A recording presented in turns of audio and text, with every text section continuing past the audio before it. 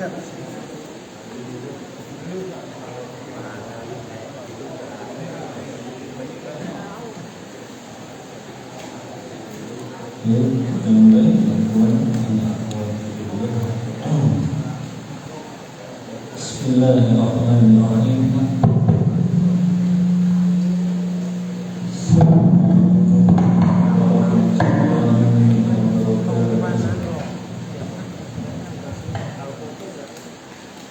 Assalamualaikum warahmatullahi wabarakatuh.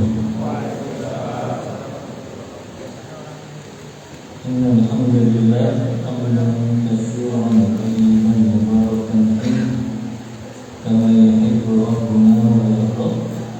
Wa asyhadu an la ilaha illallah wahdahu la syarika lah wa asyhadu anna Muhammadan abduhu wa rasuluh. Allahumma shalli wa sallim ala nabiyyina Muhammadin sallallahu alaihi wasallam wa ala alihi wa ashabihi wa man tabi'ahum bi ihsan ila yaumil din. Amma ba'd. Ikhwani wa akhwati fillah, rahimani wa rahimakumullah. Alhamdulillah, dengan izin dan pertolongan dari Allah, kita bisa melanjutkan kembali kajian rutin kita. Dan pada malam hari ini kita akan membahas tentang bab al-udhiyah, bab yang berkaitan dengan masalah ibadah kurban. Ana ambil dari kitab Al-Fiqhu Al-Muyassar. Kata pengarang kitab ini bab fil udhiyati, bab tentang masalah berkurban. Al-mas'alatul ula, masalah yang pertama, ta'riful udhiyah, definisi kurban. Al-udhiyatu lughatan, secara bahasa berkurban maknanya dzabhul udhiyati waqtad duha, menyembelih hewan kurban di waktu duha. Kapan awal waktu duha, Pak? Saat matahari meninggi sepanjang satu tombak. Kapan matahari meninggi sepanjang satu tombak? Kapan matahari meninggi sepanjang satu tombak? 15 menit setelah terbit matahari. Maka awal waktu duha itu bukan ketika terbit matahari, karena itu masih waktu yang dilarang untuk sholat. Kapan kita boleh memulai sholat duha? Yaitu saat matahari meninggi sepanjang satu tombak. Itulah yang disebut dengan sholat syuruk. Sholat syuruk itu sholat duha di awal waktu. Jadi sholat syuruk itu bukan sholat yang berdiri sendiri, tapi dia sholat duha. Tapi sholat duhanya di awal waktu. Dan menyembelih hewan kurban di waktu duha, itulah yang disebut dengan berkurban. Adapun secara istilah syar'i, kata beliau, kurban itu artinya ma yuzbahu minal ibili awil baqari awil ghadami awil ma'zi taqarruban ila Allah ta'ala yaumal 'id. Hewan ternak yang disembelih berupa unta atau sapi atau kambing atau domba dalam rangka mendekatkan diri kepada Allah pada hari raya. Maka definisi ini berarti terdapat 3 unsur. Yang pertama, hewan ternak yang boleh disembelih hanya 4 jenis saja. Unta, kemudian sapi, kambing dan domba. Ini yang sah untuk dijadikan kurban. Kalau ada orang tanggal 10 Zulhijjah menyembelihnya kuda, maka tidak sah dijadikan sebagai kurban. Kalau ada orang tanggal 10 Zulhijjah yang dia sembelih bebek, itu bukan kurban. apalagi yang dia sembelih kucing, maka itu juga bukan kurban. Ya, kurban hanya 4 ini saja. Yang kedua, dalam rangka mendekatkan diri kepada Allah. Dan ini syarat dari mayoritas ulama, semua yang dia ikut dalam patungan hewan kurban niatnya harus sama dalam rangka ibadah kepada Allah Ta'ala. Jadi kalau ada satu sapi patungan 7 orang, 6 orangnya muslim, 1 orangnya kafir, sah tidak kurban? Sah tidak? Kenapa tidak sah? Karena orang kafir meniatkan ikut patungan bukan dalam rangka ibadah kepada Allah. Maka kalau ada 6 orang muslim patungan sapi, 1 orangnya orang kafir, maka itu menjadi tidak sah kurban. Atau panitia masjid dapat hadiah dari orang kafir, dia kirimkan sapi ke masjid, boleh diterima nggak panitia? Ada orang kafir tiba-tiba nitipin sapinya, ini saya ikut ya, nitip sapi kurban di sini, diterima nggak sama panitia? Diterima tidak? Enggak. Subhanallah, sayang sekali nggak diterima. Sapi lagi terima Pak, tapi tidak sebagai kurban, buat makan-makan panitia saja. Ya, jadi boleh dimakan dagingnya selama yang menyembelihnya seorang muslim dan membaca basmalah, atau boleh dimakan dagingnya walaupun itu hadiah dari orang kafir. Ya, tapi tidak sah sebagai kurban karena tadi Pak, syarat yang kedua, semuanya yang ikut patungan kurban harus dalam rangka beribadah kepada Allah. Ya. Yang ketiga Pak, unsurnya fi yaumil Id, disembelihnya pada hari raya Idul Adha atau hari-hari tasyrik. Jadi kalau dia nyembelih sebelum tanggal 10 Zulhijjah, sah tidak sembelihannya? Tidak sah. Sah untuk dimakan tapi tidak sah untuk sebagai kurban. Makanya Rasulullah bersabda, "Wa man dzabaha qabla sholatil Id", siapa yang menyembelih hewan kurbannya sebelum sholat Idul Adha, falyu'id, maka hendaklah dia ulangi lagi sembelihan kurbannya. Maka ini definisi kurban secara syariat. Hukmuha, hukum berkurban. Ikhtalafal ulama ala qaulain, ulama beda pendapat menjadi 2 pendapat tentang hukum berkurban. Al-qaulul awal, pendapat yang pertama, hukmuha wajibatun lil musili, hukumnya wajib bagi mereka yang dalam keadaan lapang hartanya. Dan inilah pendapatnya Imam Abu Hanifah rahimahullah, Imam Al-Auza'i, Imam Al-Laits. Ini pendapat yang mengatakan wajib. Apa dalil mereka Pak? Yang pertama, mereka berdalil dengan firman Allah surah Al-Kautsar ayat yang kedua, fasholli li rabbika wanhar, maka salatlah engkau untuk Rabbmu dan berkurbanlah. Kata mereka, Allah gandengkan perintah salat 5 waktu dengan berkurban, yang ini menunjukkan kurban itu hukumnya wajib. Dalil yang kedua, mereka berdalil dengan firman Allah Ta'ala, dengan hadis Rasulullah yang diriwayatkan oleh Ibnu Majah dalam kitab sunannya. Kata Rasulullah SAW,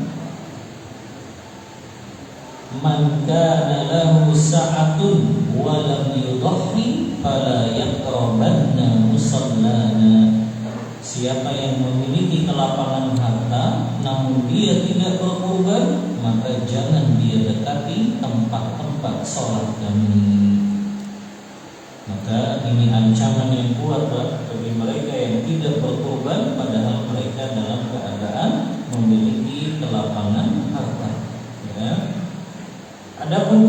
kedua Pak, hukumnya sunnah muakkadah, sunnah yang sangat ditekankan. Ini pendapat mayoritas para ulama, ya. Mayoritas para ulama berpendapat hukumnya sunnah muakkadah. Apa dalilnya? Mereka berdalil juga dengan hadis Rasulullah SAW yang diriwayatkan oleh Abu Dawud dalam kitab Sunannya, Ibnu Majah dalam kitab Sunannya. Kata Rasulullah, "Idza ra'aitum hilala dzulhijjah," apabila kalian melihat hilal pada bulan Zulhijjah, maksudnya sudah masuk tanggal 1 Zulhijjah.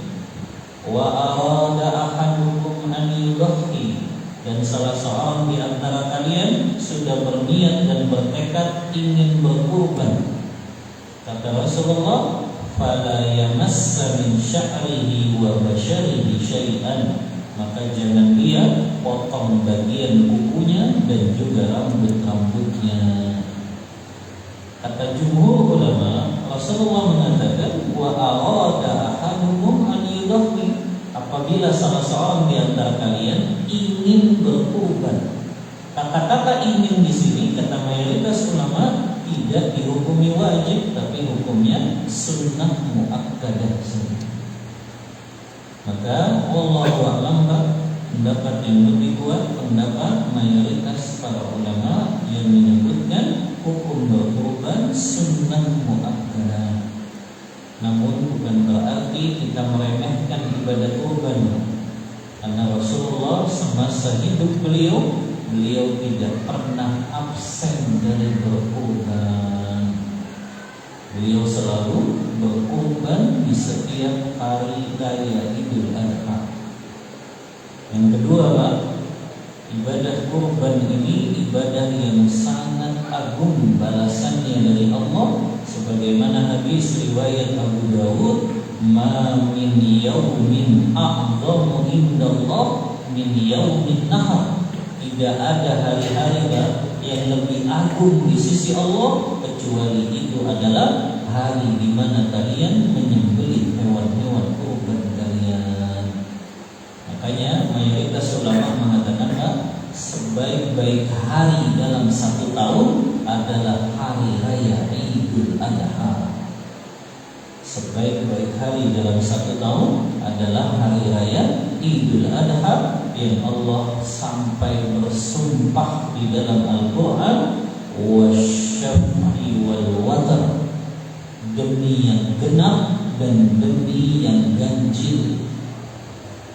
Bapak baca pendapat mayoritas ulama tafsir, makna demi yang genap di sini adalah demi tanggal 10 Zulhijjah, dan demi yang ganjil dalam ayat ini maknanya adalah demi hari Arafah. Yang Allah bersumpah dua hari ini adalah hari yang istimewa. Namun ulama mayoritas mengatakan lebih agung hari raya Idul Adha dibandingkan dengan hari raya Arafah. Karena hadis Abu Dawud tadi, tidak ada hari yang lebih agung di sisi Allah melainkan hari di saat kalian menyembelih hewan-hewan kurban kalian. Kemudian Pak, hadis ini mengatakan kalau seseorang ingin berniat dan bertekad kurban, jangan dia potong kuku dan rambutnya. Larangan ini untuk siapa Pak? Larangan ini untuk penyedia dana kurban saja. Berarti larangannya untuk suami saja. Adapun istri dan anak yang diikutkan pahala kurban itu tidak terkena larangan ini. Jadi larangannya untuk suami saja Pak. Adapun istri dan anak, walaupun mereka diikut sertakan dalam pahala kurban, maka mereka tidak dilarang memotong kuku dan rambut. Yang kedua Pak, apakah larangannya hanya memotong kuku dan rambut saja atau bulu-bulu yang lainnya juga? Yang dilarang mana Pak? Kuku kuku dan rambut saya. Bulu ketiak boleh dipotong? Hah? Bulu apa lagi? Hah? Bulu ketiak, oh ini bulu kumis boleh dipotong? Bulu kemaluan boleh dipotong? Mayoritas ulama berpendapat semua bulu-bulu tetap tidak boleh dipotong kalau sudah masuk 1 Zulhijjah. Bagi siapa Pak?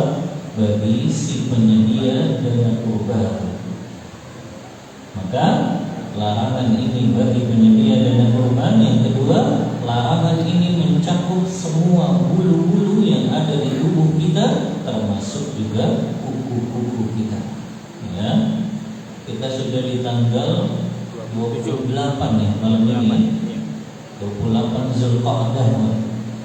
Ya, berarti kalau besok kelihatan hilal berarti sudah masuk 1 Zulhijjah. Tapi kalau belum mungkin hari Senin ya, kita baru masuk 1 Zulhijjah.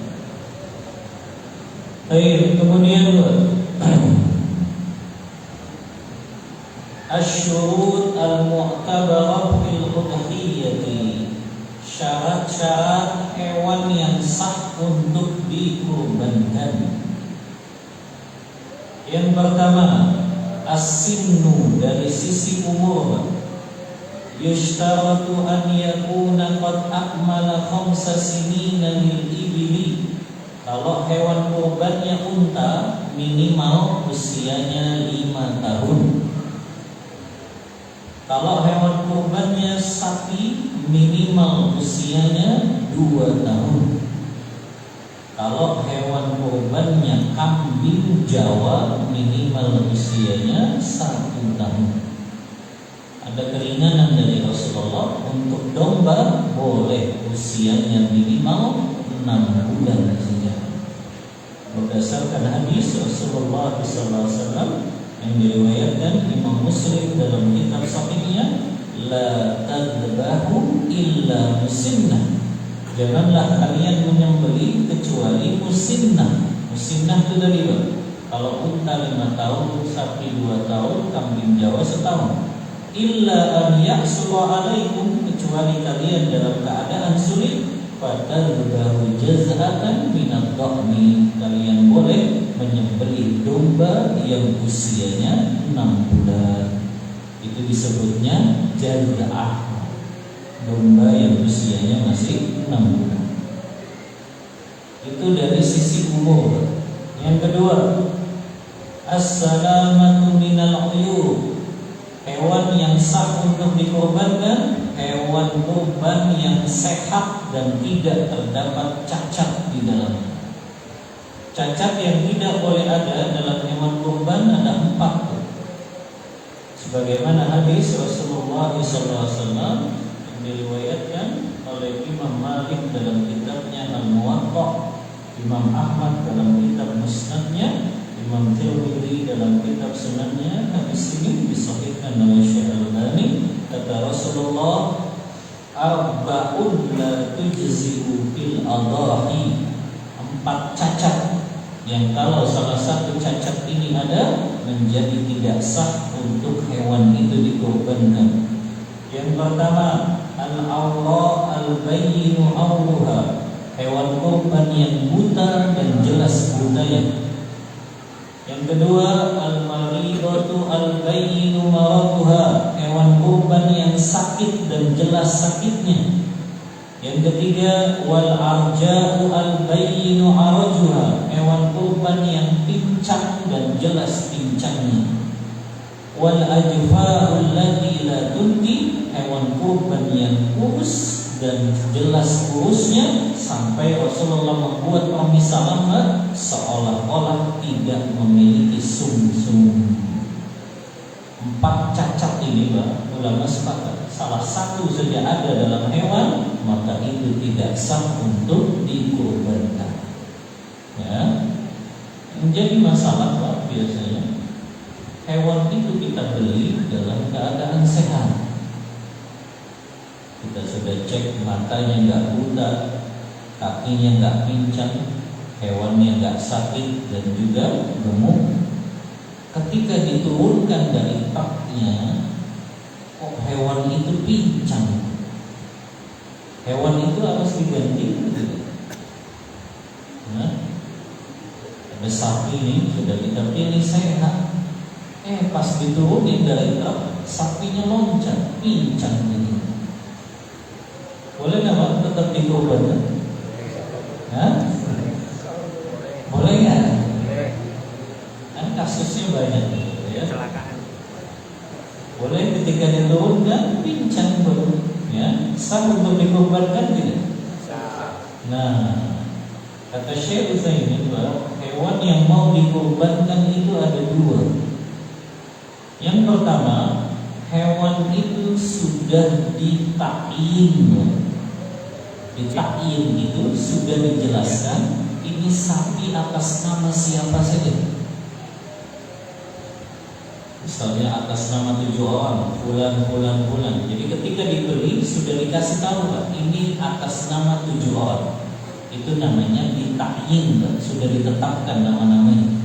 Kalau hewan kurban itu sudah ditakyin, ketika dipilih sehat, kemudian ketika turun dari truknya malah pincang, ini ada dua Pak, ya hukumnya. Yang pertama, kalau itu karena keteledoran dari si pemilik hewan kurban, maka wajib diganti. Gak boleh untuk dikurban kalau itu karena keteledoran. Yang kedua Pak, kalau itu di luar keteledoran si pemilik hewan kurban, maka tetap sah untuk dikurbankan. Tapi itu kalau hewannya sudah ditakyin, dijelaskan ini atas nama siapa saja. Tapi ada yang kedua, kata Syekh Utsaimin, hewan kurban itu belum ditakyin. Bapak baru beli saja, belum dijelaskan ini atas nama siapa saja. Pokoknya saya beli aja itu saja. Ya, kalau hewan itu belum ditakyin Pak, baik dia teledo atau tidak, harus diganti hewan kurban. Ya, kalau hewan kurban itu belum ditetapkan atas nama siapa saja, maka harus ditukar lagi, nggak boleh dijadikan sebagai kurban. Jadi itu Pak ya, harus dirinci apakah hewan kurban itu sudah ditakyin atau belum ditakyin. Ya. Kemudian Pak, ada cacat-cacat yang itu tidak menyebabkan tidak sah untuk dikurbankan.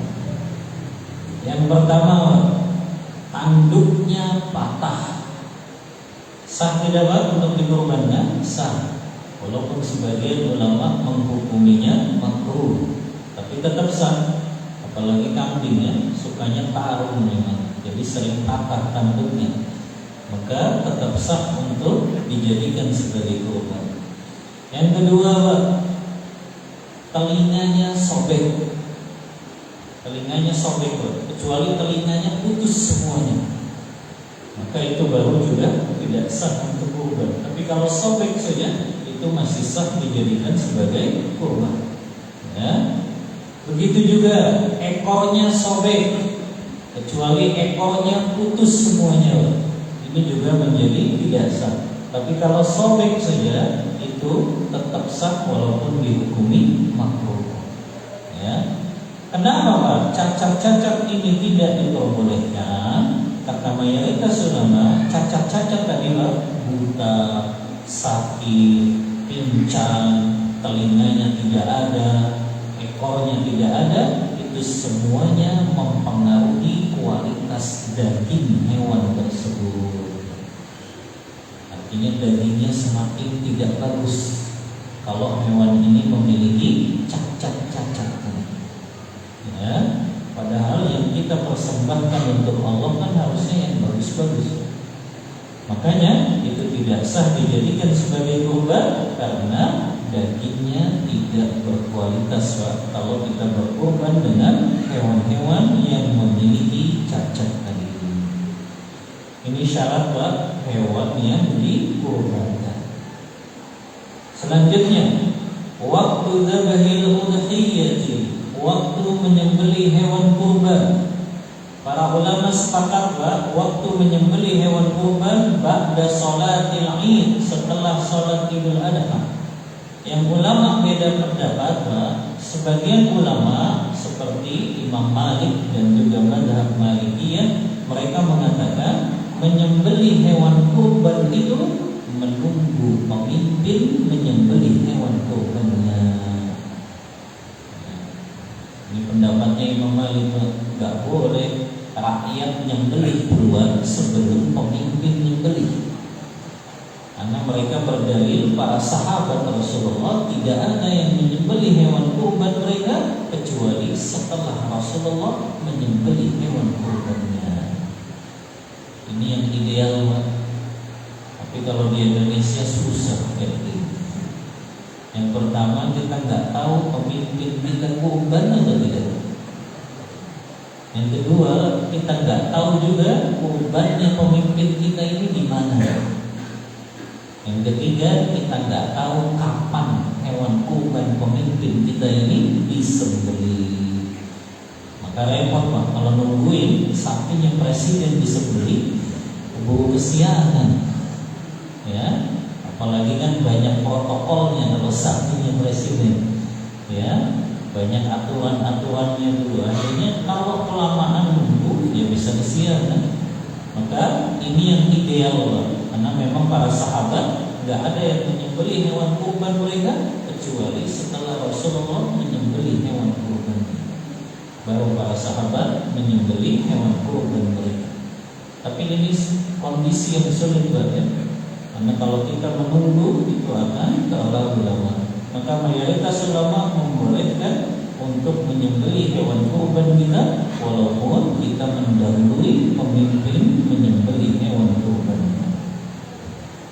Sampai kapan menyembelih hewan kurban ini diperbolehkan? Sampai tanggal 13 Zulhijjah sebelum terbenam matahari.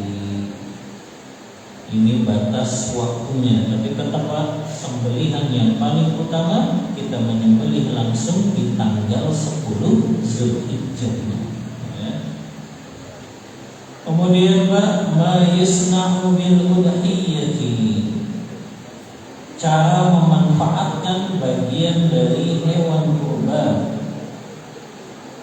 Sunnah saja, Pak, hukumnya membagi bagian hewan kurban menjadi sepertiga.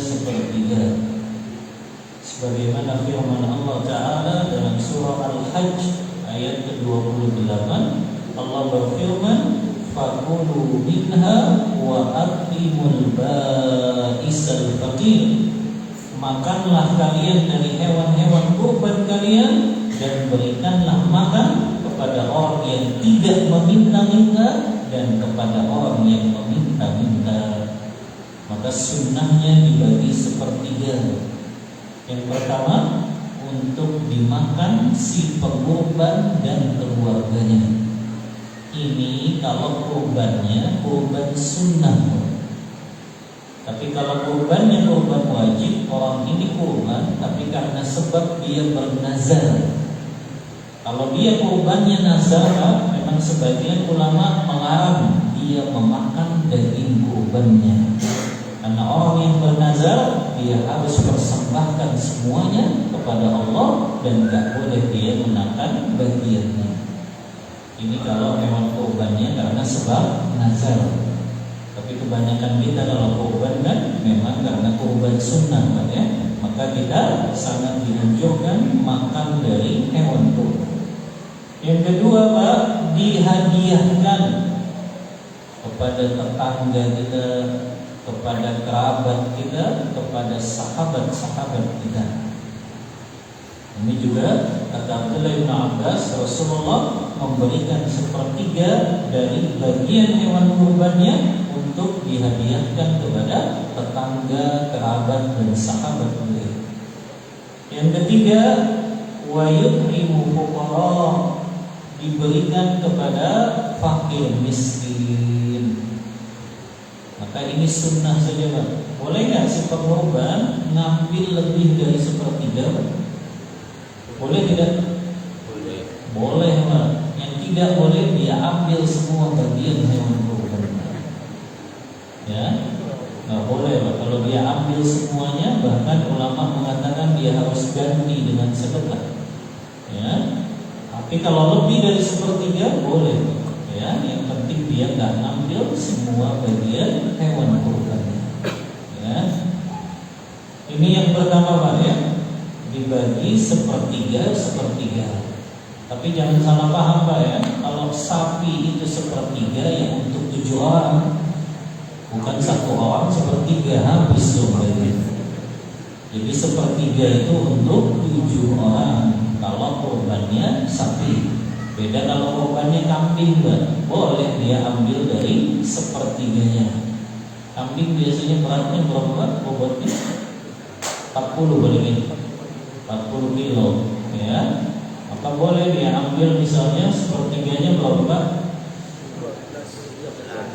17 kilo ya. Boleh dia ambil sepertiganya. Kemudian Pak, ulama sepakat tidak boleh memperjualbelikan seluruh bagian hewan kurban. Kulitnya, dagingnya, kepalanya, jeroannya, ekornya, buntutnya nggak boleh diperjualbelikan. Rasulullah mengancam Pak dalam hadis riwayat Al-Hakim dalam kitabnya Al-Mustadrak. Dalam hadis riwayat Baihaqi juga Rasulullah mengatakan, man ba'a jilda udhiyatihi fala udhiyata lahu. Siapa yang menjual kulit hewan kurbannya, maka tidak ada kurban untuknya. Maknanya tidak sah kurban baginya kalau dia jual bagian dari hewan kurban. Yang kedua juga Pak, gak boleh memberikan upah kepada tukang jagal dengan bagian dari hewan kurban. Kata Ali bin Abi Thalib dalam hadis riwayat Bukhari Muslim, amarani Rasulullah sallallahu alaihi wasallam an aquma ala budnihi. Rasulullah memerintahkan aku mengurusi unta kurbannya. Dan Rasulullah memerintahkan aku membagikan semua bagian unta kurban tersebut, dagingnya, kulitnya, aksesorisnya, semuanya disuruh bagi. Dan kata Ali, wa nahnu nu'til jazaa min indina. Kami berikan upah itu kepada tukang-tukang jagal dari uang-uang kantong kami sendiri. Maka memberikan upah bagian hewan kurban kepada tukang jagal Pak, itu tidak diperbolehkan, haram hukumnya. Ya, haram hukumnya, tapi kita berikan upah berupa uang. Kalau sebagai hadiah boleh Pak? Boleh. Apa bedanya upah dengan hadiah?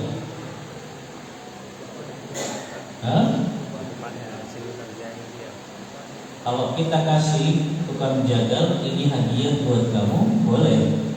Tapi kalau sebagai upah nggak boleh, haram. Apa bedanya upah dengan hadiah? Upah sudah menjadi haknya jagal. Kalau apa? Upah ada ijab kabulnya. Kalau hadiah nggak ada ijab kabul. Perbedaannya Mbak, kalau upah orang itu boleh menuntut. Orang itu boleh menuntut kalau dia nggak dapat. Tapi kalau hadiah, orang itu nggak boleh nuntut kalau dia nggak dapat. Jadi tukang jagal nggak boleh nuntut kalau dia nggak dapat bagian hewan kurban. Ya, tapi kalau panitia mau ngasih ya silakan. Tapi itu sifatnya sukarela. Sama kayak panitia kurban itu sifatnya hadiah saja. Jadi panitia kalau kehabisan daging kurban jangan berutuh nanti, karena sifatnya hadiah bukan upah. Jadi jangan nuntut, kok saya nggak kebagian, ya, karena sifatnya hadiah saja bukan sebagai upah. Ya, kalau itu upah, kalau dia menuntut itu namanya upah, nggak boleh, haram. Tapi kalau itu dikasih secara sukarela, maka itu baru namanya hadiah. Ya, maka panitia nggak boleh menuntut kalau mereka nggak dapat bagian dari hewan kurban, ya, karena sifatnya kan panitia sukarela saja, ya. Yang jadi masalah panitia ini satu keluarga panitia, bapaknya panitia, ibunya panitia, anaknya panitia juga sebenarnya. Gedean bagian dia daripada si pengumuman, karena semuanya dapat sebenarnya. Ya, maka panitia sifatnya hadiah saja kalau dikasih, ya, bukan sebagai upah. Kemudian juga Pak, ya, apa hukumnya membagi daging hewan kurban kepada orang kafir? Boleh tidak Pak? Ulama sepakat kalau kafirnya kafir harbi, hukumnya haram, nggak boleh memberikan daging kurban kepada mereka. Kafir harbi itu apa? Memerangi. Kafir yang memerangi kaum muslimin. Ulama sepakat nggak boleh ngasih daging kurban kepada mereka. Tapi yang ulama memperbolehkan adalah kalau kafirnya kafir zimmi. Kafir zimmi, kafir yang tidak memusuhi kaum muslimin, atau kafir mu'ahad yang dia tinggal di negara kita dan mendapatkan perlindungan dari negara kita, maka dia boleh untuk kita berikan daging hewan kurban. Dalilnya apa? Yang pertama firman Allah Ta'ala dalam surah Al-Mumtahanah ayat yang ke-8. Allah berfirman, la yanhakumullahu 'anil ladzina lam yuqatilukum fid din wa lam yukhrijukum min diyarikum an tabarruhum wa tuqsitu ilaihim. Allah tidak melarang kalian berbuat baik, berlaku adil kepada orang-orang kafir yang tidak memusuhi kalian dan mengusir kalian dari tempat tinggal kalian. Ini dalil yang pertama. Dalil yang kedua, perbuatan sahabat Abdullah bin Amr bin Al-As. Ini dalam hadis Bukhari di dalam kitabnya Al-Adabul Mufrad. Abdullah bin Amr bin As pernah menyembelih seekor kambing. Kemudian istrinya yang mengurusi daging tersebut. Kemudian ditanya sama Abdullah bin Amr, itu tetangga kita yang Yahudi sudah dikasih atau belum? Kata istri beliau, kok kenapa kita harus kasih? Apa kata Abdullah bin Amr? Karena aku mendengar Rasulullah bersabda, mazala Jibril yusinu bilja hatta zanantu annahu sayuwarithu. Rasulullah pernah bersabda, Jibril senantiasa berwasiat kepadaku untuk berbuat baik kepada tetangga sampai-sampai aku mengira tetangga akan mendapatkan warisan. Maka ini diantara dalil bolehnya memberikan daging kurban kepada orang-orang non-muslim dengan syarat mereka bukan kafir haram. Kemudian adabud dzabh, adab-adab di dalam menyembelih. Yang pertama, hendaknya orang yang menyembelih itu adalah orang yang berkorban. Ini hukumnya sunnah muakkadah. Orang yang berkorban dia yang menyembelih hewan kurbannya. Makanya kata para ulama, tidak dianjurkan seseorang berkorban di luar daerahnya. Dia berkorban di dekat di mana dia tinggal. Karena kenapa Pak? Kalau dia kurbannya di luar daerah, dia nggak bisa mengamalkan sunnah ini, yaitu menyembelih langsung hewan kurbannya.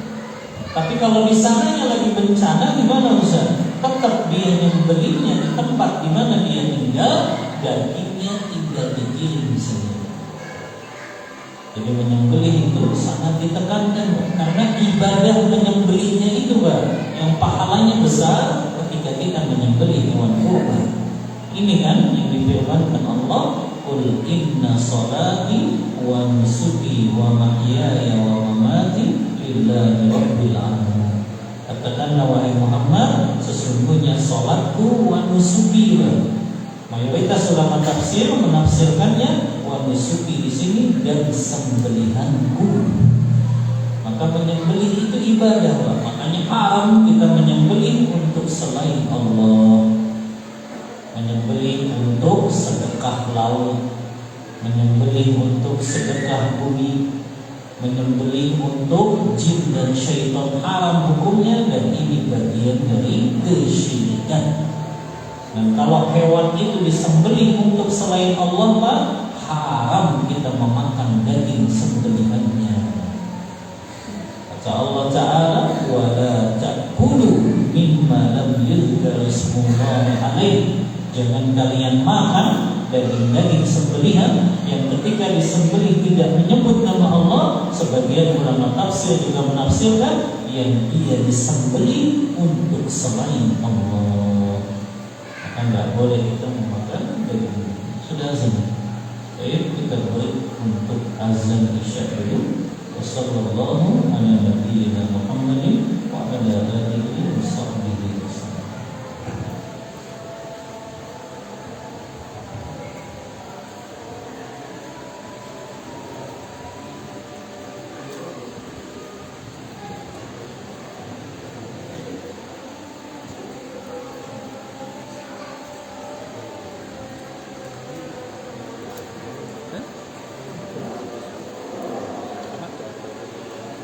Oh, nanti harus mendengar.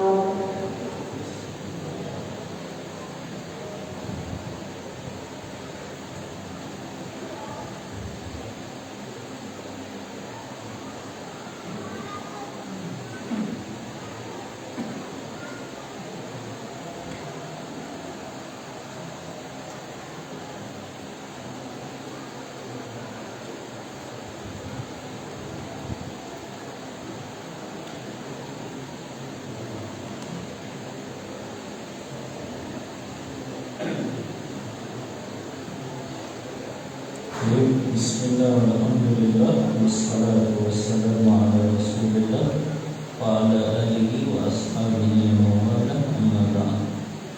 Kita lanjutkan kembali masih membahas masalah kurban sampai pada adab-adab menyembelih. Yang pertama, hendaknya si kurban yang menyembelih hewan kurbannya, kalau memang dia bisa dan dia tahu ilmunya. Tapi kalau memang dia tidak mampu, boleh diwakilkan kepada orang yang memang memahami ilmu cara menyembelih. Yang kedua, ini menjadi syarat sahnya sembelihan. Yang menyembelih orang itu harus muslim atau ahlul kitab. Selain muslim dan ahlul kitab, sembelihannya menjadi bangkai.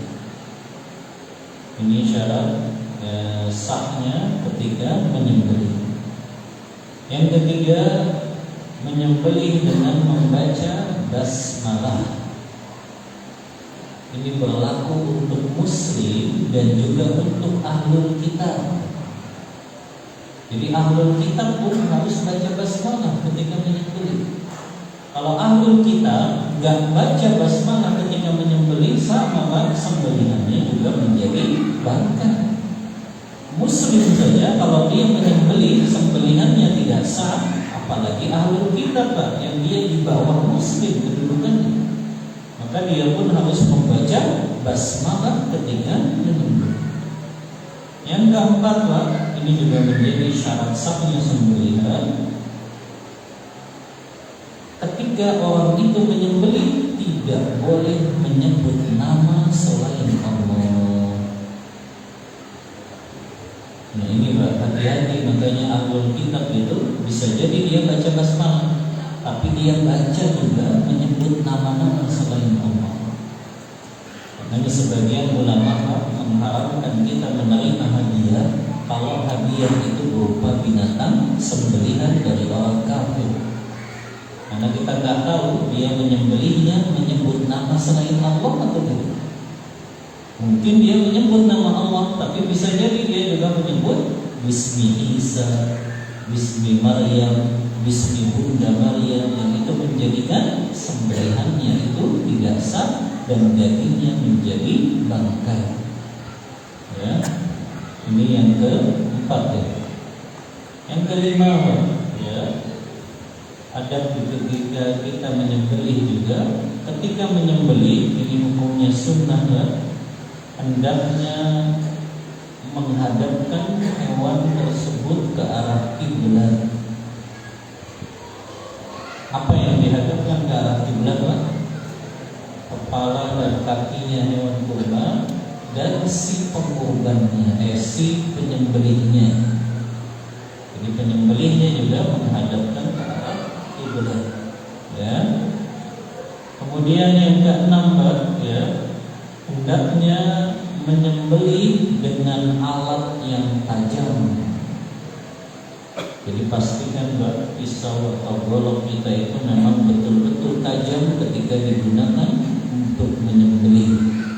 Karena kalau itu tumpul, itu sama dengan menyakiti hewan kurban tersebut, dan itu haram.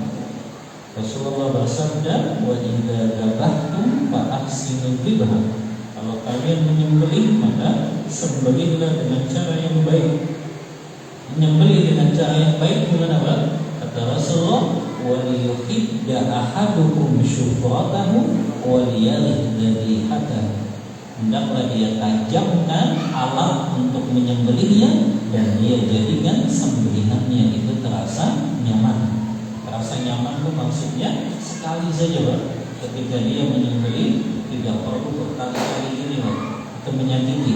Cukup sekali dari atas atau dari bawah, itu menjadikan rasa sakitnya tidak terlalu dirasakan oleh hewan kurbannya. Ya. Kemudian juga, Pak, syarat yang ketujuh, bukan syarat maksudnya adab, ya. Ketika kita menyembelih tidak boleh mengasah alat sembelihan di depan hewan kurban. Ini hukumnya haram. Ya, jadi jangan bapak baru ngasar ketika kambingnya sudah jatuh.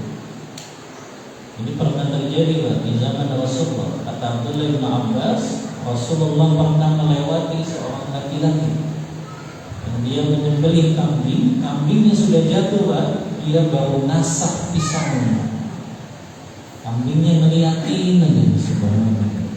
Rasulullah lewat dan mengatakan, "Waihak, celakalah engkau. Apakah engkau ingin hewan ini mati berkali-kali?" kata Rasulullah. Di sini riwayat Tirmidzi dan dihasankan oleh Syekh Albani. Rasulullah mengingkari perbuatan orang yang baru ngasah alat sembelihannya ketika hewan itu sudah dalam keadaan jatuh. Ya. Nah, ini berkaitan dengan cara kita menyembelih. Jadi sebetulnya cukup Bismillah saja itu sudah sah. Walaupun yang lebih afdal membaca Bismillahirrahmanirrahim. Hada anni wa an ahli baiti. Ini dariku dan dari keluargaku, dan baca doa Allahumma taqabbal minna. Ya Allah, terimalah ini kurban dari kami. Ini yang lengkapnya. Tapi baca basmalah saja ulama sudah mengatakan hukumnya sah. Kemudian yang jadi syarat sah juga ketika menyembelih harus terputus bagian dua urat lehernya atau yang disebut oleh ulama al-wadajan. Al-wadajan itu pembuluh darah urat nadinya. Minimal itu saja yang terputus. Kalau saluran pernapasan, saluran pencernaan itu tidak disyaratkan harus sampai terputus. Tapi kalau urat nadi pembuluh darah itu disyaratkan harus terputus. Ya, kalau itu tidak terputus tidak sah sembelihannya. Maka harus tahu ya, daerah urat nadi atau pembuluh darahnya hewan kurban tersebut. Biasanya sejajar sama telinganya. Bapak lihat aja ke telinganya, sejajar biasanya dengan bagian yang mau disembelih. Ya, ada daurah ya. Di Kerawang ada daurah dari Juleha ini. Atau di Cikampek ada di Masjid Aliyah kalau di Kerawang. Kalau nggak salah hari Ahad besok ya. Ada daurah dari Juleha menyembelih secara syar'i. Ya. Di Masjid Aliyah yang biasa ada isi kajian di situ. Masjid yang besar di Kerawang ya. Itulah adab-adab dan cara kita menyembelih.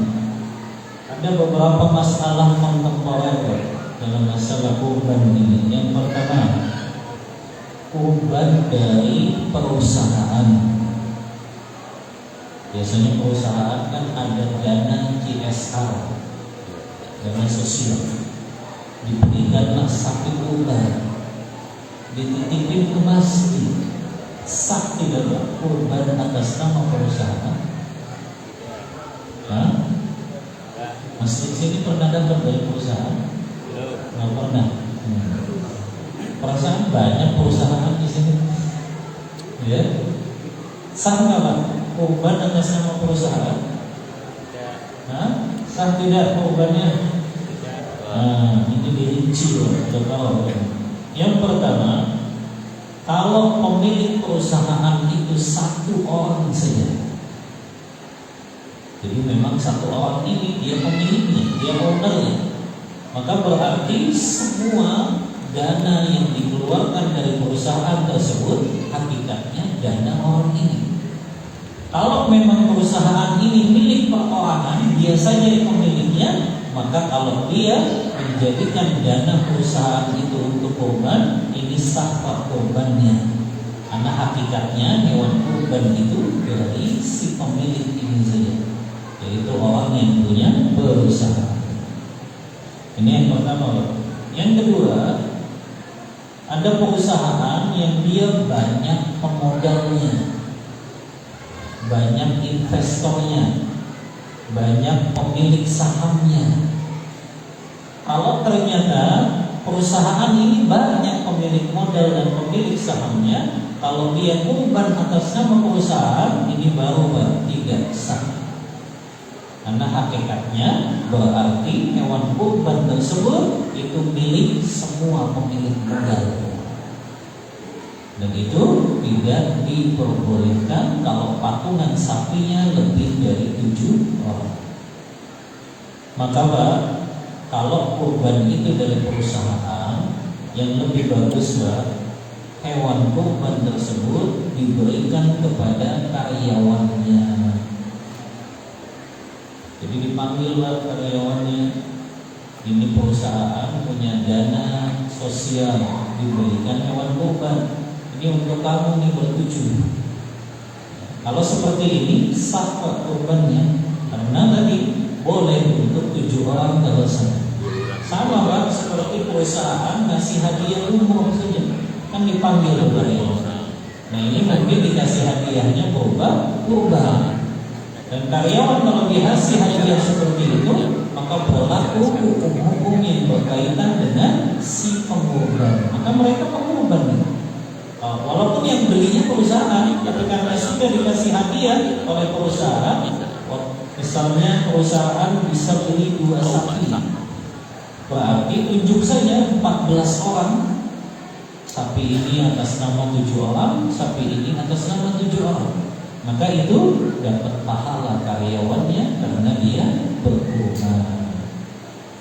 Jadi begitu Pak solusinya. Kalau sapi itu dari perusahaan, hendaknya ditunjuk atas nama karyawan-karyawannya, bukan atas nama perusahaannya.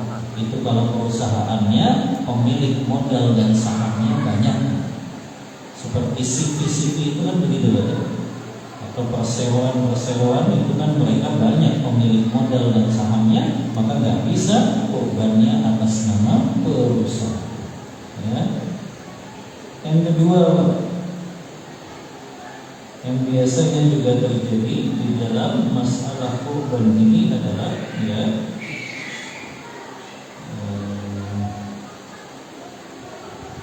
kurban mana yang didahulukan, akikah atau kurban? Yang pertama Pak, tidak ada syarat orang yang berkurban itu harus akikah dulu. Jadi orang itu walaupun belum diakikahkan tetap sah kalau dia melaksanakan ibadah kurban. Adapun kewajiban orang yang melaksanakan akikah itu adalah kewajiban orang tua. Maka orang itu atau anak itu kalau dia belum diakikahkan, nggak perlu dan nggak ada kewajiban dia untuk mengakikahkan dirinya sendiri. Tapi mungkin masalah yang terjadi Pak, biasanya ada orang tua lahiran anaknya tanggal 3 Zulhijjah. Berarti akikahnya tanggal berapa? 10. Pas 10 Zulhijjah. Keuangannya terbatas. Mana yang didahulukan? Akikah atau kurban? Kurban. Sama-sama harus tanggal 10 Zulhijjah. Kurban dulu atau akikah dulu? Ulama beda pendapat, tapi pendapat mayoritas ulama pilih ibadah yang waktunya lebih sempit pelaksanaannya. Mana yang lebih sempit Pak? Kurban. Karena cuma 4 hari saja, 10, 11, 12, 13. Adapun akikah sampai kapan Pak? Sampai anak itu belum memasuki usia balik. Jadi panjang. Anak itu kan usia balik mungkin 15 tahun gitu kan. Selama anak itu belum usia balik, boleh untuk diakikahkan. Adapun kalau sampai usia balik nggak mampu orang tuanya, gugur kewajibannya untuk mengakikahkan anaknya. Ya, ini masalah yang kedua. Masalah yang ketiga juga, ya, ini pertanyaan juga dari jemaah. Mana yang didahulukan, berkurban atau menghadiri walimah? Sementara walimahnya jauh, ini kerabatnya di luar kota. keuangannya terbatas dan dia butuh dana besar untuk keluar kota itu bersama keluarga. Kalau dia gunakan untuk biaya transport, dia nggak bisa kurban. Tapi kalau dia kurban, dia nggak bisa datang ke walimah kerabatnya. Mana yang didahulukan? Menghadiri walimah kerabat yang jauh di luar kota atau kurban dulu? Hah? Mana dulu? Nah, yang pertama Pak, dari sisi hukum, walimah sama kurban, mana yang lebih kuat? Kurban. Hah? Hukum hadir walimah apa? Hah? Hukum menghadiri walimah apa? Wajib. Apa hukumnya? Wajib. Wajib. Sementara kurban sunnah muakkadah. Ya? Sebagaimana hadis Rasulullah, "Idza du'iya ahadukum ila walimah falyatiha." Apabila salah seorang di antara kalian diundang untuk hadir di walimah, maka datanglah selama tidak ada usul syar'i, ya. Apakah dia sakit atau mungkin di acara tersebut ada unsur kemaksiatan. Kalau ada unsur kemaksiatan nggak boleh malah kita mendatangi. Tapi selama itu tidak ada, maka wajib kita mendatanginya. Apalagi kalau yang ngadain walimah itu kerabat kita. Ya. Yang kedua Pak, dari sisi maslahat, mana yang lebih maslahat? Kurban dulu atau datang ke walimah kerabat kita? Nah, mana yang lebih maslahat? Dua-duanya maslahat Pak. Mana yang lebih besar maslahatnya? Walimah, apalagi kerabat kita. Ya, kalau kita datang ke walimah kerabat, kita dapat dua keutamaan Pak. Yang pertama, kita menyambung tali silaturahmi. Yang kedua Pak, kita membahagiakan hati saudara muslim kita, apalagi itu kerabat kita yang harus didahulukan. Maka Pak, Allahu a'lam bahwasannya kalau di situ ada walimah yang harus kita hadiri dari kerabat kita, sementara dana kita terbatas, nggak bisa kurban, maka tetap Pak yang diprioritaskan menghadiri walimah tersebut. Ya. Baik, untuk materi yang mencukupkan, kita buka diskusi dan tanya jawab. Allah Ta'ala a'lam bis-shawab. Wa sallallahu ala nabiyyina Muhammadin wa ala alihi wa sahbihi wasallam.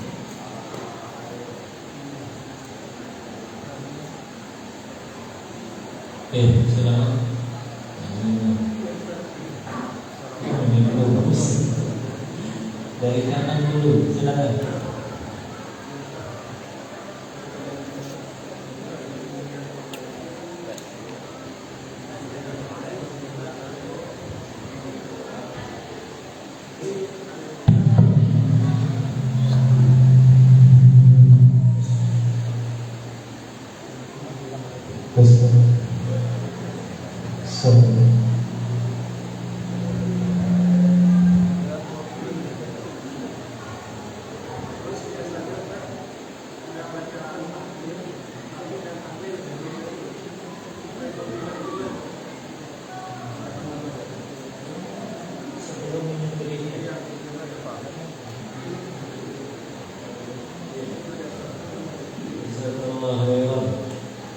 Apakah disunahkan membaca Allahu Akbar itu ya? La ilaha illallah wallahu akbar, Allahu akbar walillahil hamd.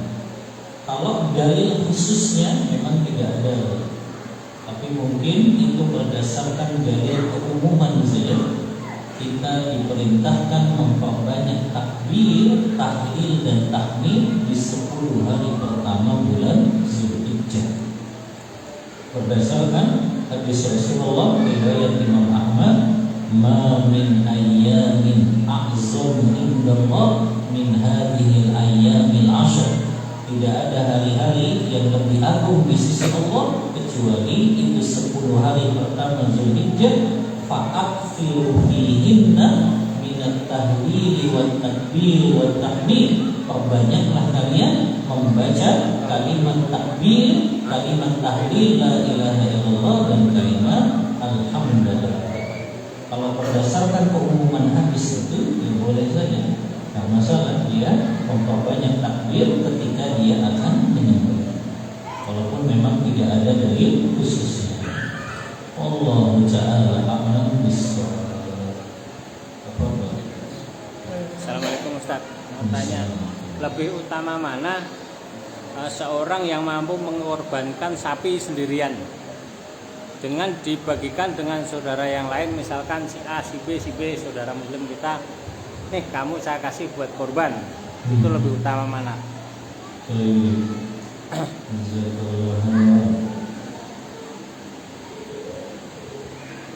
Yang paling utama tentu hewan kurbannya utuh satu ekor. Makanya ketika ulama membahas mana yang lebih utama, kurban sapi atau kurban kambing, mana yang lebih utama? Ulama beda pendapat memang, ya. Sebagian ulama seperti Imam Malik mengatakan lebih utama kurban kambing karena dia utuh satu ekor, tidak terbagi-bagi. Dan itu juga yang sering dilakukan Rasulullah, beliau berkurbannya kurban kambing. Walaupun jumhur ulama, mayoritas ulama mengatakan lebih utama yang lebih besar nilai harganya, yaitu sapi. Karena kenapa? Berdasarkan hadis keutamaan orang yang datang di awal waktu saat hari Jumat. Kata Rasulullah apa? Siapa yang datang di awal waktu untuk sholat Jumat, dia dapat pahala seperti berkorban seekor unta. Siapa yang datang di waktu yang kedua, maka dia dapat pahala seperti orang yang berkorban seekor sapi. Siapa yang datang di waktu yang ketiga, maka dia dapat pahala seperti orang yang berkorban seekor kambing. Kata mayoritas ulama, Rasulullah mendahulukan sapi daripada kambing, yang ini menunjukkan berkorban sapi lebih utama. Tapi kalau saya lebih menguatkan pendapat, nilai yang lebih besar yang dikeluarkan oleh si pengorbannya.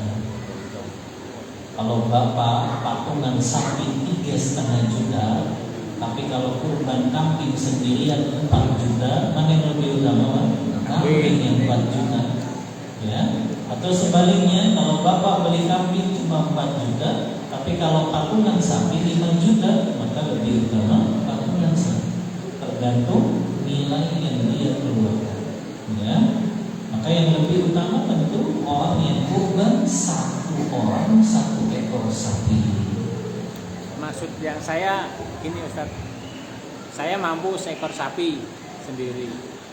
Apakah lebih baik daripada saya beli sapi, saya beli kambing 7, uangnya kita bagikan ke 6 orang yang lain, ini beli kambing-kambing seperti itu. Jadi saya juga kambing, tapi saya sedekahkan untuk orang supaya bisa berkorban juga, ya Ustaz. Daripada saya sapi sendirian, mending saya mending saya kambing, dan uang saya yang lain saya bagikan ke saudara yang lain, ini kamu buat korban kambing-kambing seperti itu maksudnya. Maksudnya seperti itu ya. Ya tentu kalau lebih utama antum memberi seseorang untuk bisa berkorban, ya, daripada antum kurban sendirian sapi. Lebih utama antum boleh membantu orang-orang yang mungkin dia nggak bisa berkorban. Allah Ta'ala a'lam bishawab. Tafadhal Azman. Assalamualaikum warahmatullahi wabarakatuh. Mau nanya masalah korban itu menjadi wajib atau sunnah muakkadah itu bagi orang yang berlapangan. Kriteria dari kelapangan itu bagaimana? Kemudian yang kedua, keutamaan menyembelih bagi yang berkorban. Ini kalau korban sapi kan 7 orang, kemudian yang beli 1 orang, itu yang 6 orang itu bagaimana untuk pahalanya? Terakhir adalah tadi masalah disebut ahlul kitab. Ini mohon dijelaskan yang dimaksud dengan kitab itu orang yang mana. Demikian, assalamualaikum warahmatullahi wabarakatuh. Jazakallahu khairan, pertanyaan yang bermanfaat. Yang pertama, saya lupa lagi pertanyaannya. Oh iya, yang dimaksud lapang itu apa? Karena Rasulullah mengancam siapa yang dalam keadaan lapang hartanya dan tidak berkorban, jangan dia dekati tempat-tempat sholat kami. Apa yang dimaksud lapang di sini? Yang dimaksud lapang di sini adalah orang itu mampu menafkahi orang-orang yang menjadi tanggungan nafkahnya, istri, anaknya, orang tuanya sudah tercukupi, dan dia memiliki kelebihan harta untuk membeli hewan kurban. Itu yang disebut lapang. Artinya istri, anak, orang tua sudah tercukupi kebutuhannya dan dia mampu itu. Plus dia punya tabungan yang dia bisa belikan hewan kurban. Kita sudah bahas kemarin ya, hewan kurban minimalis, jenisnya domba, usianya 6 bulan dan dia juga betina. Berapa harganya? Domba 6 bulan betina, berapa harganya? 1,5 juta. Kalau dia punya harta segitu, plus dia sudah mampu mencukupi kebutuhan istri dan anaknya, maka dia harus berkurban. Ya, Anda pernah sampaikan Imam Abu Hatim saya, seorang tabi'in, rela berhutang untuk berkurban unta. Ketika ditanya oleh Sufyan Ats-Tsauri yang ulama sezaman dengan beliau, kok kamu segitunya Abu Hatim, kamu kurban unta tapi dengan cara berhutang? Apa kata Abu Hatim? Beliau mengutip firman Allah Ta'ala dalam surah Al-Hajj ayat 36 yang Allah mengatakan, lakum fiha khairun, hewan-hewan yang kalian kurbankan itu sungguh mendapatkan kebaikan yang banyak untuk kalian. Ini yang kata Abu Hatim membuat saya rela berhutang untuk kurban. Tapi dengan syarat ya, orang itu punya penghasilan tetap. Jangan nganggur hutangnya. Yang kedua, dia punya barang yang dia jaminkan untuk kalau dia nggak bisa bayar hutangnya. Maka ini Pak ya, orang yang dia disebut dengan lapang. Yang kedua, kalau dia patungan sapi, memang yang membelinya satu lah. Masa 7 orang melihat bolotnya? Mungkin kan? Bagaimana dengan pahala 6 orang lainnya? Wallahu a'lam ya. Urusan pahala itu kan hak prerogatif Allah. Ya. Tapi ketika dia sudah ikut patungan sapi berkurban dan nggak bisa membeli, yang mungkin itu dimaklumi karena yang menyembeli hanya boleh 1 orang saja. Adapun pahala Allah itu hak prerogatif Allah yang memberikan. Makanya itu juga yang menjadi pendapat sebagian ulama lebih mengutamakan kambing karena kita bisa menyembelihnya sendiri. Yang ketiga tadi berkaitan dengan siapa ahlul kitab. Ahlul kitab ulama sepakatlah mereka adalah Yahudi dan Nasrani. Adapun Hindu itu bukan ahlul kitab, Buddha itu bukan ahlul kitab, Konghucu itu bukan ahlul kitab. Mereka yang Yahudi dan Nasrani saja yang mereka disebut dengan ahlul kitab. Walaupun ulama beda pendapat, apakah ahlul kitab Yahudi dan Nasrani di zaman kita ini masih disebut ahlul kitab atau tidak? Masih disebut tidak? Tidak. Masih. Kenapa enggak? Kan beda katanya. Orang Yahudi dan Nasrani zaman sekarang banyak penyimpangannya. Di zaman Rasulullah Yahudi dan Nasrani juga banyak menyimpang. Ya, kata siapa di zaman Rasulullah Yahudi nggak menyimpang, sama. Ya, maka dengan syarat tadi Pak, mereka yang Yahudi dan Nasrani pun ketika menyembelih harus baca basmalah dan dipastikan mereka tidak menyebut nama selain Allah. Ini Pak yang berat untuk kita pastikan. Mereka ketika menyembelihnya baca basmalah atau ketika menyembelihnya tidak menyebut nama selain Allah. Makanya selama muslim ada, yang lebih baik muslim yang menyembelihnya.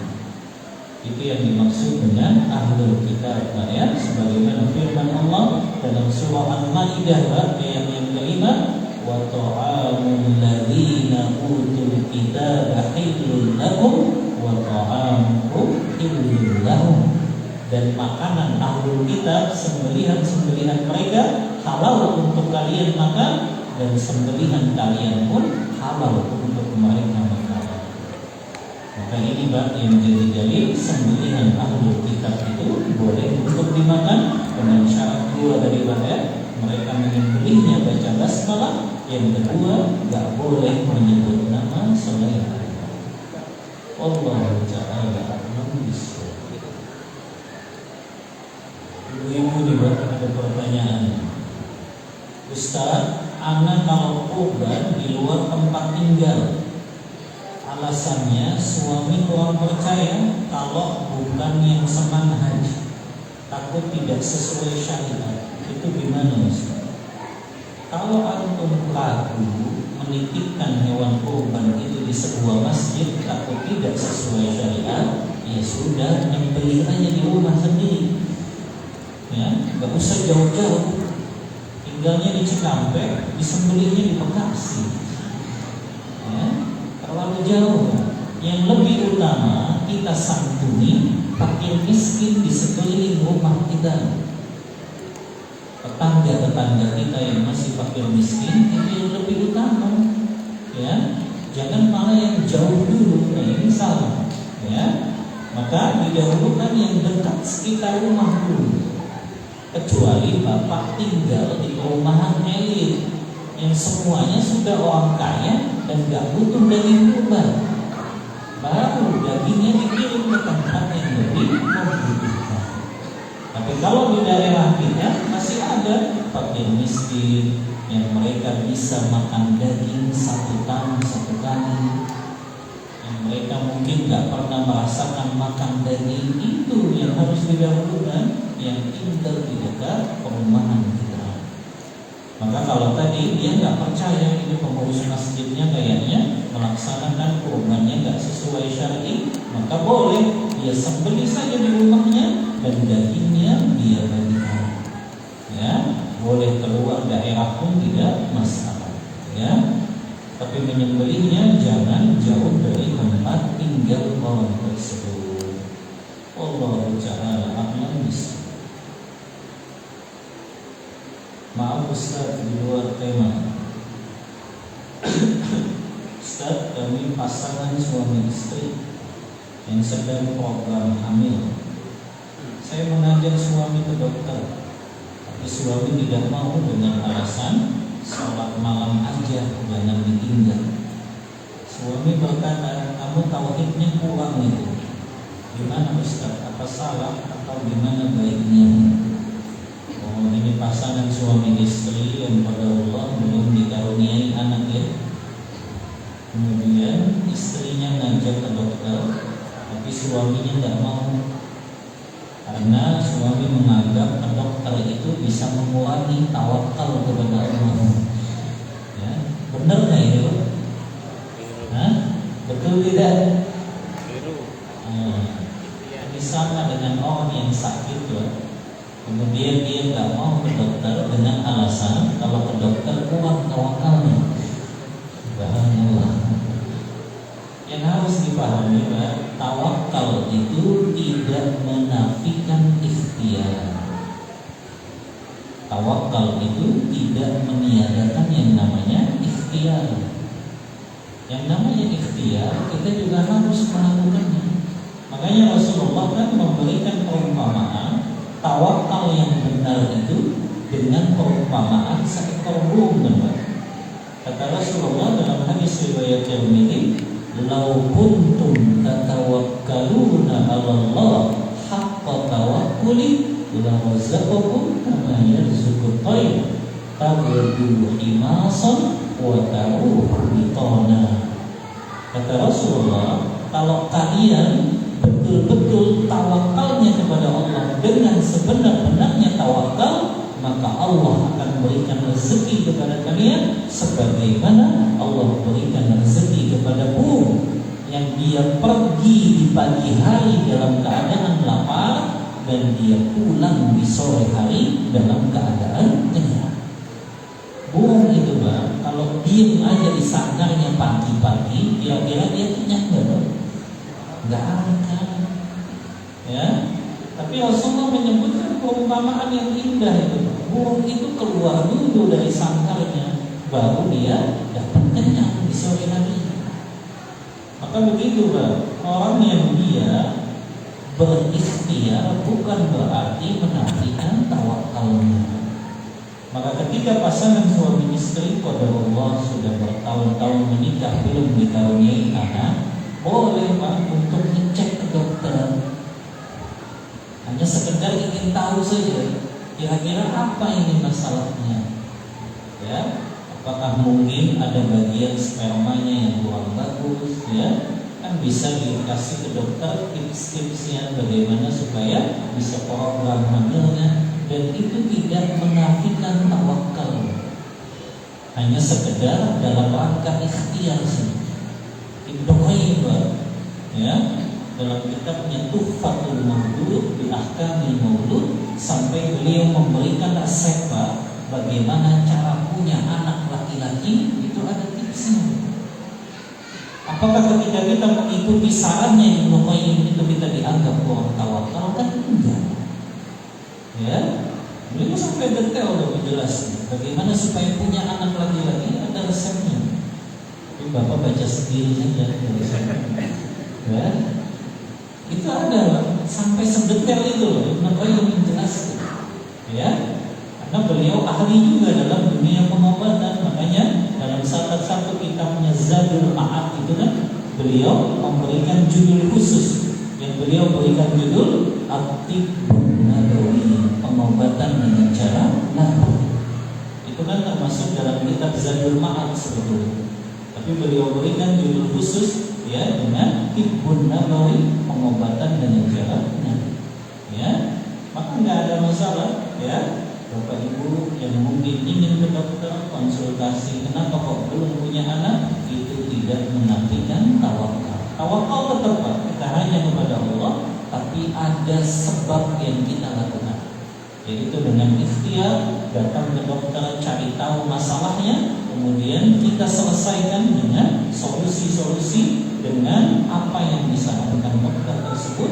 Itu bagian dari ikhtiar kan. Adapun hasilnya apakah itu terjadi atau tidak dikasih anak, kita serahkan kepada Allah Ta'ala.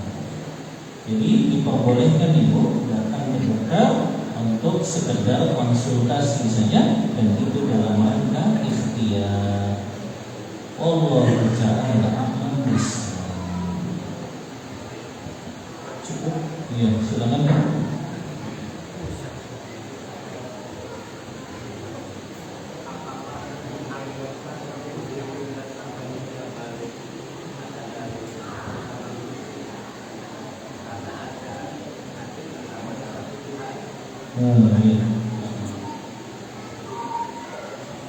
Apakah ditunda akikah gitu ya sampai usia balik ya? Apakah itu ada dalilnya? Wallahu a'lam ya. Untuk masalah dalil memang tidak ada, tapi itu ijtihad ulama saya. Memang dalil yang ada itu kan kullu gulamin ma'hunatun bi aqiqatihi. Setiap anak yang lahir ke dunia ini dia tergadaikan dengan akikahnya. Saya pernah jelaskan ini Pak ya, makna tergadaikan apa? Apa maknanya begitu? Saya pernah jelasin kan?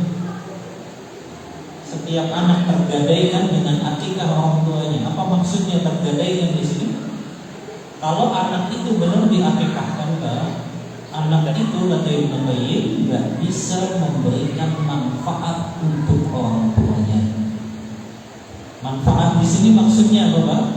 Di antaranya anak ini nanti kalau dia di akhirat nggak bisa memberikan syafaat untuk orang tuanya. Ini kan makna tergadaikan. Makanya ulama mayoritas membolehkan akikah itu sampai sebelum usia balik karena kondisinya seperti ini. Kalau anak itu belum diakikahkan sama saja dia tergadaikan. Ada makna yang kedua tergadaikan, kata Ibnu Qayyim, anak itu tergadaikan selama belum diakikahi, anak itu mudah untuk dipengaruhi syaitan. Makanya kenapa ulama memberikan kesempatan sampai sebelum memasuki usia balik. Karena makna tergadaikan itu yang berat. Kalau anak itu belum diakikahkan, dua tadi dia mudah dipengaruhi syaitan. Yang kedua, dia nggak bisa memberikan manfaat untuk orang tuanya pada hari kiamat nanti. Makanya ketika orang itu nggak mampu untuk melaksanakan 7 hari, itu boleh 14 hari, 21 hari, itu ada dalilnya. Walaupun hadisnya dianggap lemah oleh syariat, ya. Adapun sampai usia balik memang anak belum dapatkan dalilnya, tapi itu memang ijtihadnya ulama karena mereka memahami akikah ini perkara yang sangat penting karena tadi anak itu tergadaikan sampai anak tersebut diakikahkan oleh orang tuanya. Begitu. Wallahu ta'ala a'lam bishawab. Cukup Bapak Ibu. Nggak ada lagi? Nah, satu lagi. Misal lebih utama mana si sohibul kurban kan belum pernah menyembelih dia. Dia takut masuk ke yang menyakiti hewan kurban. Dia lebih utama menyembelih untuk mencoba atau diserahkan pada yang sudah berpengalaman. Dia takut menyakiti itu, yang menyakiti hewan kurban. Jadi lebih utama mana? Lebih utama mana, Pak? Orang yang dia masih takut-takut untuk menyembelih, apakah tetap dia menyembelih atau dia serahkan saja kepada orang yang sudah ahli? Mana yang lebih utama, Pak? Sembelih. Yang lebih utama, Pak, harusnya orang ini betul-betul mempelajari ilmu cara menyembelih dulu. Ya, kalau dia sudah tahu ilmunya tadi dengan adab-adabnya menyembelih, termasuk syarat sahnya hewan sembelihan itu, maka kalau dia sudah paham itu, ya, maka boleh, Pak, dia tetap paksakan menyembelih, tapi ada yang memandunya. Ya, kalau santri, Pak, di Alumina, mereka kelas 8, kelas 2 SMP pun bisa menyembelih, karena dipandu oleh ustadznya. Jadi dikasih tahu titik mana yang harus terkena bagian pisau, kemudian nggak boleh dilepas ketika menyembelih. Jadi nggak apa-apa, yang penting dia tahu ilmunya. Karena kalau bapak nggak pernah berani menyembelih, akhirnya nggak pernah nyembelih. Ya, jadi sekali-sekali beranikan menyembelih, tapi dengan ilmu landasannya, Pak, ya. Dengan ilmu yang kita tahu, oh ini nih bagian yang harus terpotong tadi, terputus, ya. Maka kalau sudah tahu ilmunya dan sudah tahu baca basmalah, kemudian kita menyembelih. Biasanya, Pak, orang kalau sudah menyembelih sekali ketagihan dia. Padahal awalnya takut-takut, tapi giliran sudah sekali akhirnya ketagihan untuk menyembelih. Jadi kalau dia sudah ada landasan ilmu, boleh. Dia harus beranikan dirinya untuk belajar menyembelih hewan kurbannya sendiri. Ya. Allahu ta'ala a'lam bishawab. Kita cukupkan kajian kita pada malam hari ini. Mohon maaf bila ada kata-kata yang kurang berkenan di hati Bapak dan Ibu semuanya. Aku qouli hadza wa astaghfirullah li wa lakum. Wassallallahu ala nabiyyina Muhammadin wa ala alihi washabbihi wasallam. Kita tutup kajian kita membaca doa kafaratul majlis. Subhanallahumma wa bihamdika asyhadu an la ilaha illa Walhamdulillahirabbil alamin. Wassalamualaikum warahmatullahi